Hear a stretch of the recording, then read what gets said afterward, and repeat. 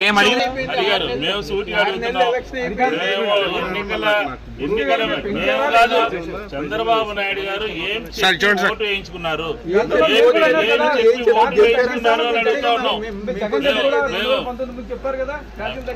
అవన్నీ ప్రజలు దాని తర్వాత ప్రజలు చాలా సార్లు ఓట్లు వైఎస్ఆర్ తిరుపతి ఎలక్షన్స్ లో, మున్సిపాలిటీలో, జిల్లా పరిషత్లో.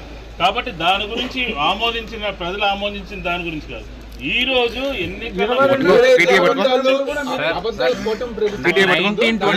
మీరు ఎన్నిసార్లు పెంచారు, ఆ భారం ఇప్పుడు కాదా?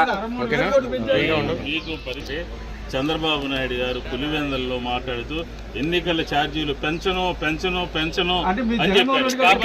కాబట్టి ఈ రోజు మేము ఆయన మాట ఎన్నికల ముందు ఓటు మాటకు సంబంధించినటువంటి ఏం చెప్పిందనే దాని మీద, ఆయన మాట్లాడినటువంటి మాట మీద, ఆయన విశాఖపట్నంలో మాట్లాడినటువంటి మాట మీద, కర్నూలులో మాట్లాడిన దాని మీద, పులివెందులో మాట్లాడిన దాని మీద పెన్షన్ అని చెప్పి ఈరోజు 15,000 కోట్లు వేస్తున్నారు. కాబట్టి ఖచ్చితంగా దాని మీద మేము ప్రజలకు ముందు ఒక మాట చెప్పారు, ఎన్నికల తర్వాత ఒక మాట చెప్పారు. కాబట్టి దాన్ని నివారించడం కోసం, అడగటం కోసం ఈరోజు బహిరంగ విచారణలో మేము పాల్గొన్నాం.